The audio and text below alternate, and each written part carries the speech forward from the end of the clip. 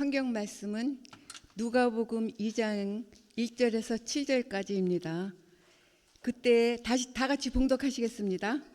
그때 가이사 아우구스도가 영을 내려 천하로 다 호적하라 하였으니 이 호적은 구레뇨가 수리아 총독이 되었을 때 처음 한 것이라.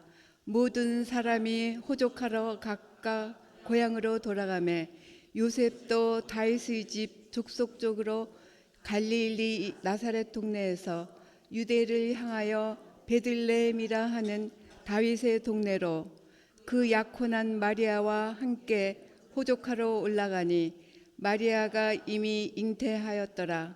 거기 있을 그때 해산할 날이 차서 첫 아들을 낳아 강보로 싸서 구유에 뉘었으니 이는 여관에 있을 곳이 없음이러라. 아멘.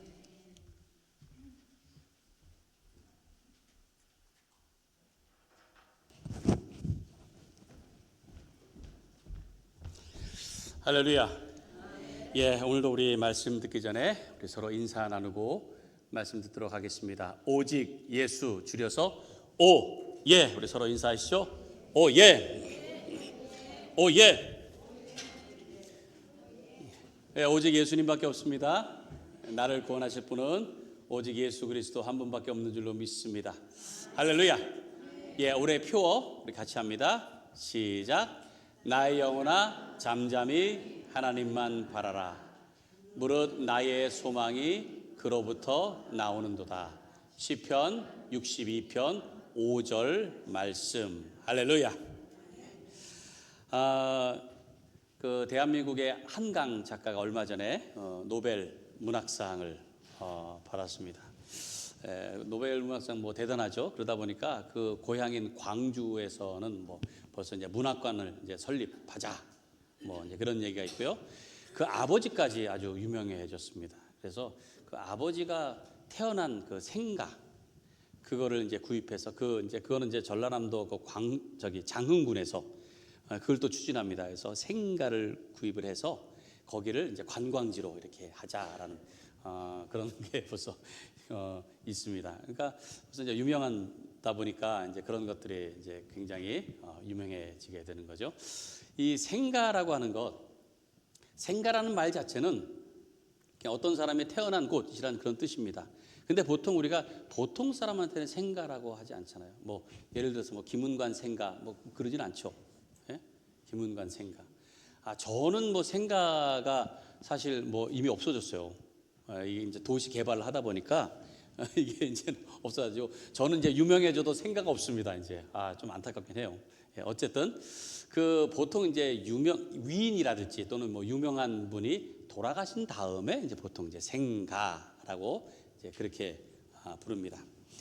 그 예수님께서 태어나신 생가 거기가 어디죠?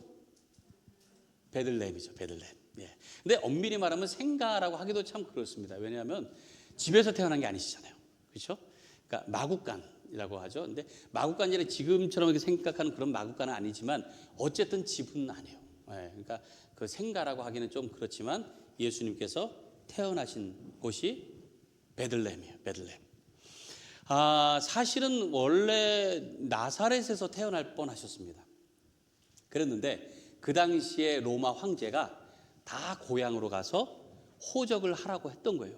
그러다 보니까 이 요셉이 그 예수님 아버지 된 요셉이 그 베들레헴이 원래 이제 그쪽 다윗 집안 족속이다 보니까 그쪽으로 가서 등록을 해야 되는 거예요. 호적을.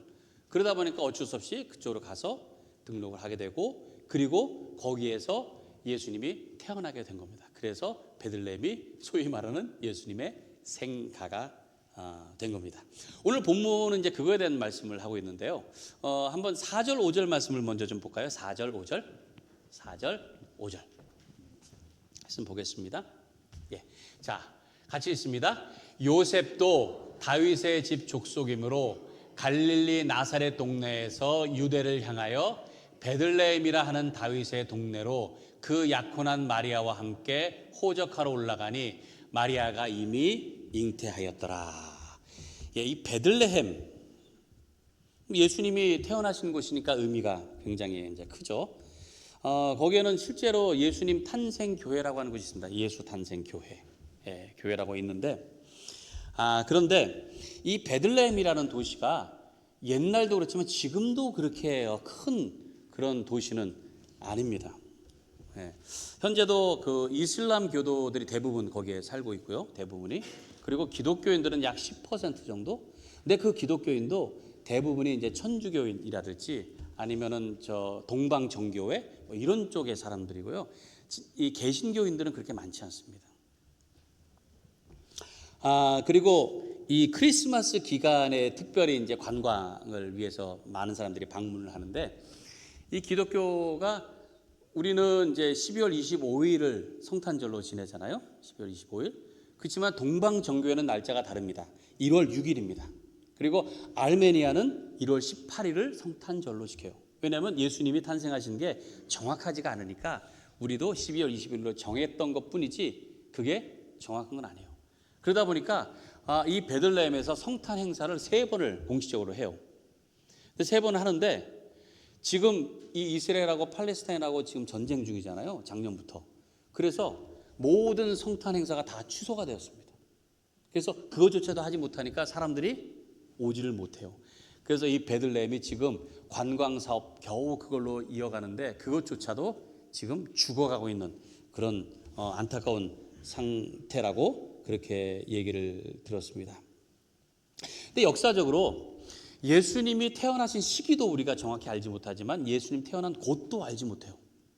지금 그 예수 탄생 교회라고 하는 것도 그냥 이렇게 추정을 해가지고 여기쯤 될 것이다 라고 하는 것이지 정확한 기록이 없기 때문에 어디에서 예수님이 정말 태어나셨는지 알 수가 없어요. 알 수가 없어요. 이 베들레헴이라고 하는 것은 빵집이라는 뜻을 갖고 있습니다. 베들레헴이라고 하는 말이. 실제로 거기가 빵을 만드는 그런 공장이 있었다라는 그런 기록도 있습니다. 근데 무엇보다도 여기가 다윗이 태어난 곳입니다. 소위 말하는 다윗의 생가예요. 생가. 다윗이 태어난 곳. 그래서 의미가 있는 거예요. 그러니까 이스라엘의 위대한 왕인 이 다윗이 태어난 곳인데, 참 아이러니컬하게도 이 베들레헴이 그렇게 주목받지는 못했어요. 그게 성경에 봐도 그렇습니다. 성경에도 보면은 베들레헴이라는 곳이 여러 군데 나오는데요. 그게 별로 좋지 않은 그런 인상들이 있어요. 성경에서 제일 먼저 베들레헴이 언급된 곳이 창세기에 나옵니다. 그 야곱의 아내 라헬이 둘째 아들인 이 베냐민을 낳을 때쯤에 이 베냐민을 낳다가 죽었습니다. 그래서 그 고통 가운데 그 아들의 이름을 막 지었어요. 그게 베노니라는 거예요. 베노니. 그 뜻은 슬픔의 아들이란 뜻입니다. 베노니하고. 그리고는 아이를 낳다가 죽었어요. 그래서 그 죽은 라헬을 묻은 곳이 바로 베들레헴이에요. 그래서 베들레헴은 좀 이렇게 슬프고 그런 아픈 그런 것의 상징으로 이어져 오고 있었습니다. 그래서 절망과 슬픔의 상징, 이런 의미가 있는 거예요. 또 그 다음에 베들레헴이 나오는 것이 사사기에서 나옵니다. 이 사사시대에 베들레헴의 한 여인이 죽는 그런 끔찍한 사건이 일어나요. 그 일로 인해서요, 이스라엘이 베냐민 지파와 전쟁을 합니다. 그래서 베냐민 지파가 거기서 거의 다 전멸할 뻔한 거예요. 거의 완전히 없어질 뻔했습니다. 그래서 겨우겨우 연명해져. 그래서 베냐민 지파가 나중에도 계속 제일 약한 그런 이제 지파가 되는데, 그 베냐민 지파가 거기에서 아주 전멸당할 뻔한 그런 역사가 있는. 그래서 이 베들레헴은 피와 복수를 의미하기도 한다는 거예요. 그래서 베들레헴에 대한 별로 좋은 인상이 없습니다. 룻기에서도 나와요. 룻기.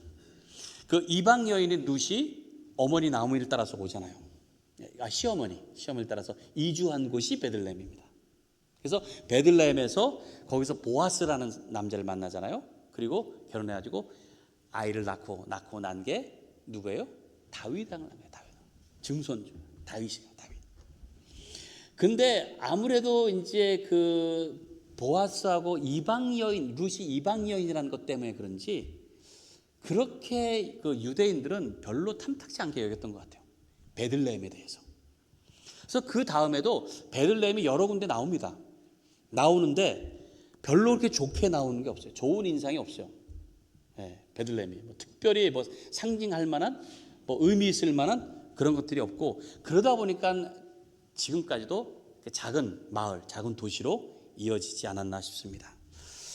그 예수님이 태어날 당시도 마찬가지예요. 그때도 그렇게 크지 않았습니다. 요셉과 마리아가, 특별히 마리아가 이제 만삭의 몸이었잖아요. 만삭의 몸을 이끌고 호적 때문에 베들레헴에 찾았을 때에, 그때도 어찌 보면은 이 요셉과 마리아에게도 뭔가 모르게 좀 아프고 힘든 그런 것을 느낀 도시가 아니었나 싶은 거예요. 자, 우리 6절 7절 말씀 볼까요? 6절 7절. 6절 7절.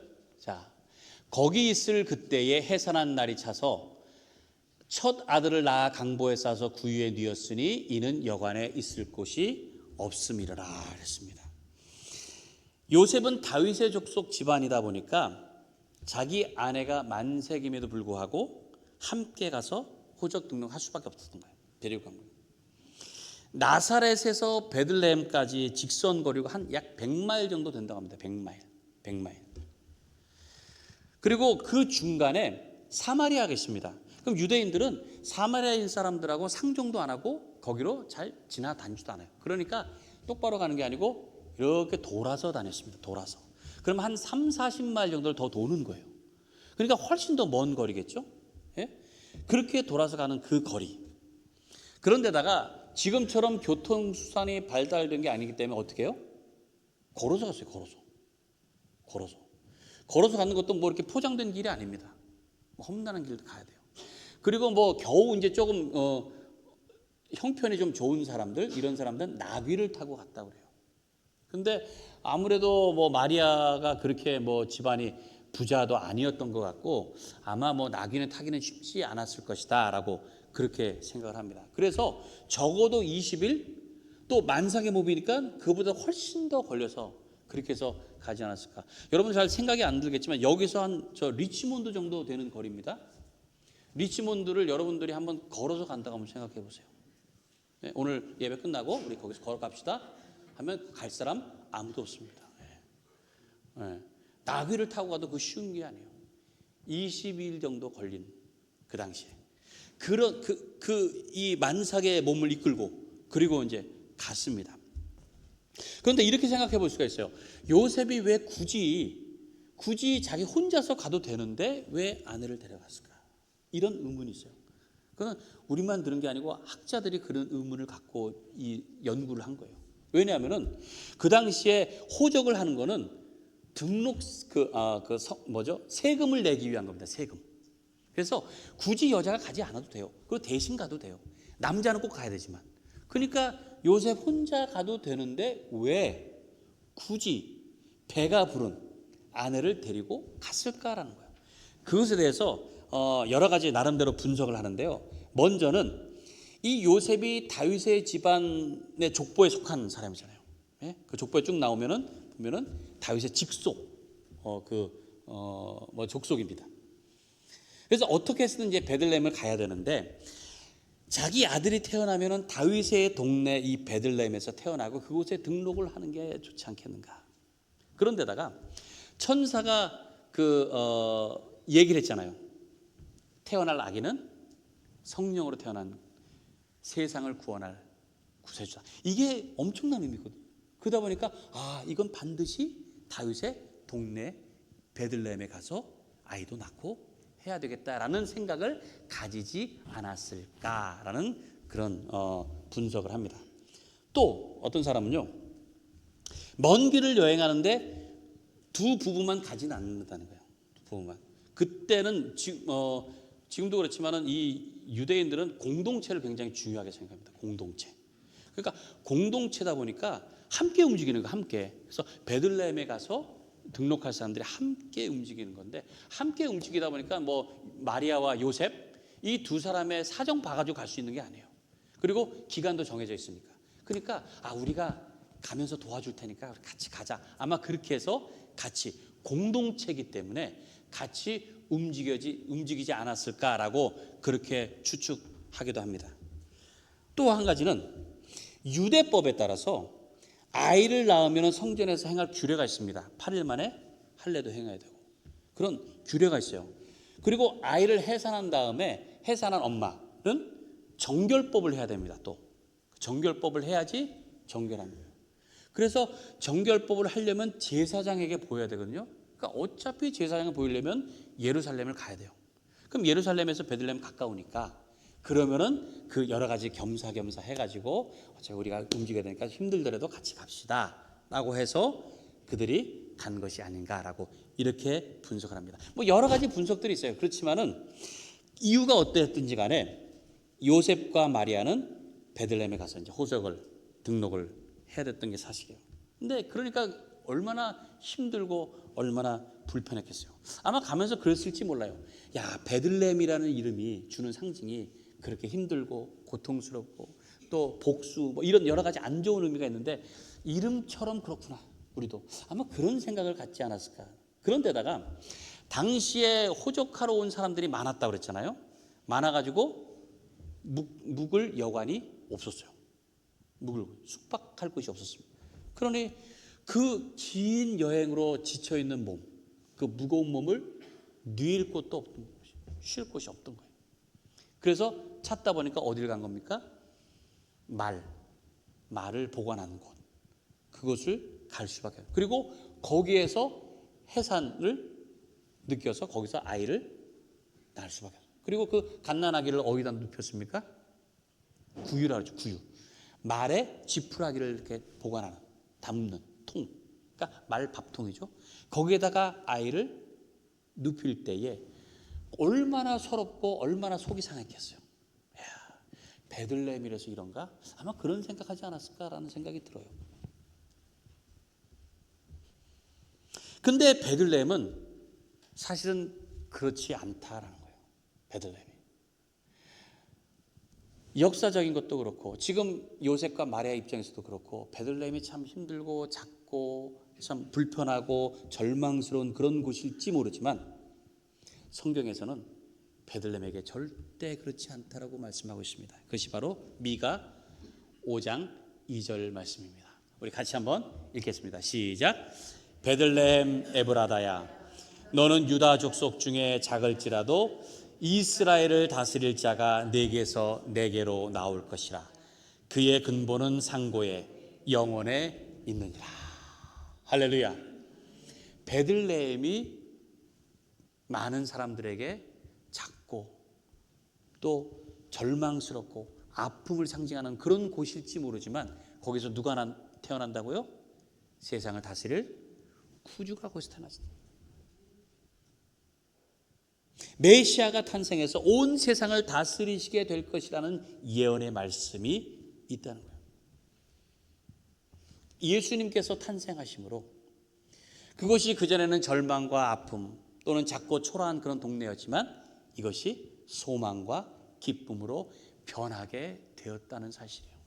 베들레헴. 우리 가운데서도요, 서러움과 절망과 아픔이 있더라도 예수 그리스도께서 탄생하심으로 그 모든 것이 다 사라지게 될 줄로 믿습니다. 바뀌어지게 될 수 있습니다. 그분은 하나님으로서 인간이 되셔서 우리의 아픔을 아시는 분이시다는 거예요. 우리의 아픔을, 우리의 모든 절망, 슬픔, 서러움, 이것을 아시기 위해서.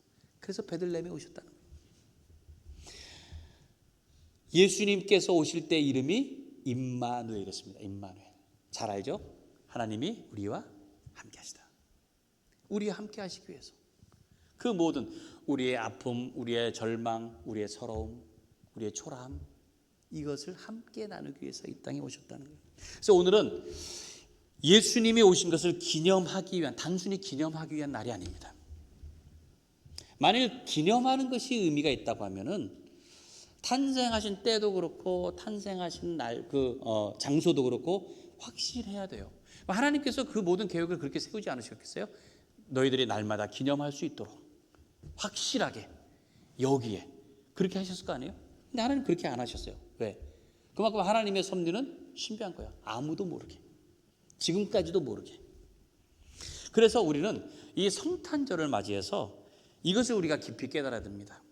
성탄절은 단순히 그냥 예수님의 탄생을 기념하기 위한 것, 이것이 아니고 계속적으로 우리 안에서 일어나는 사건이 되어야 된다는 거예요. 그러니까 예수님의 탄생은 시간도 공간도 다 초월한 겁니다. 항상 우리 마음속에, 우리의 삶 속에 계속해서 탄생해야 되는 줄로 믿습니다. 예수님께서 이 땅에 오셨다는 것, 신이 인간이 되었다고 하는 것, 이것은 신의 입장에서는 사실 말도 안 돼요. 그렇잖아요. 신의 입장에서 신이 타락하지 않고서는 인간이 될 수가 없습니다. 왜 인간이 되어야 됩니까? 왜? 그럴 이유도 없고 그럴 필요도 없어요. 이것은 마치요, 우리가 이렇게 비유할 수 있습니다. 지렁이를 위해서 우리가 지렁이가 되는 거예요. 우리가 지렁이를 위해서. 근데 왜 신이 인간이 되셨을까요? 왜? 바로 사랑 때문이라는 거예요. 사랑. 나를 사랑하셔서 나의 죄를 대신 지시기 위해서 죽어야 하고, 죽어야 되기 때문에 신의 모습으로는 할 수 없으니 인간의 모습으로 이 땅에 오신 것입니다. 벨기에의 성자인 다미엔 신부가 있습니다. 여러분들 뭐 잘 아실 거예요. 이 다미엔 신부가 이 몰로카이 섬에 선교를 갔잖아요. 거기에는 그 당시에 그 한센병, 문둥병자들, 그 환자들이 모여 있는, 버림받은 문둥병자들이 모여 있던 그런 곳이었습니다. 근데 처음에 이 다미엔 신부가 거기 갔을 때 그 문둥병자들이 이 다미엔 신부를 거들떠보지도 않았어요. 뭐 그런 식으로 선교해서 와가지고 한다고 하는 사람들 많이 봤을 테니까요. 그러면서 뭐라고 얘기했는가 하면, 당신은 우리 문둥병자의 아픔을 모르기 때문에 무시한다고 그랬어요. 우리 문둥병자. 그렇잖아요. 문둥병자의 아픔을 누가 알겠습니까? 다미엔 신부는 모른다는. 그래서 다미엔 신부가 그걸 굉장히 안타깝게 얘기했어요. 야, 차라리 내가 문둥병에 걸릴 수 있었으면, 문둥병자였으면. 근데 그게 뭐 그렇게 쉽게 걸리는 게 아니잖아요. 뭐 전염되는 그런 게 아니니까. 그래서 하나님 앞에 기도를 했대요. 하나님, 내가 차라리 문둥병을 걸렸으면 좋겠습니다. 그런데 드디어 문둥병에 걸린 거예요. 문둥병에 걸렸다고 하는 순간, 그걸 느끼는 순간 너무 기뻤다는 거예요. 너무 기뻤다. 그리고는 처음 문둥병에 걸린 다음에 강단에서 말씀을 전할 때, 우리 문둥병자들은 이 말이 너무 감사했다. 그렇게 말할 수 있었다. 여러분이 아니고 우리 문둥병자. 예수님께서 친히 인간이 되셨기 때문에 예수님도 나는 너의 친구야, 이 말씀을 하시는 거예요. 우리의 모든 아픔과 우리의 모든 절망, 슬픔을 다 아실 수 있다는 것입니다. 여러분의 삶 가운데 절망과 아픔이 있습니까? 고통과 눈물과 한숨이 있습니까? 마치 베들레헴, 그것도 낮고 천한 저 마국간의 말구유 같습니까? 누가 알아주지 않고 작고 초라한 모습이지만, 그럼에도 불구하고 하나님께서는 그것을 신비로운 사랑과 은혜로 바꿔주시는 줄로 믿습니다. 우리의 모든 걸 바꿔주시는 거예요. 그래서 예수님이 탄생하신 그 기쁨과 소망과 평안이 우리 가운데 있게 되는 줄로 믿습니다. 오늘만이 성탄절이 아니고 날마다 여러분의 삶 가운데서 그런 하나님의 놀라우신 사랑, 은혜가 날마다 탄생되는 놀라운 하나님의 은혜가 함께 하시기를 주님의 이름으로 간절히 축원합니다. 우리 이 시간에 함께 우리 찬양하고 우리 기도하도록 하겠습니다.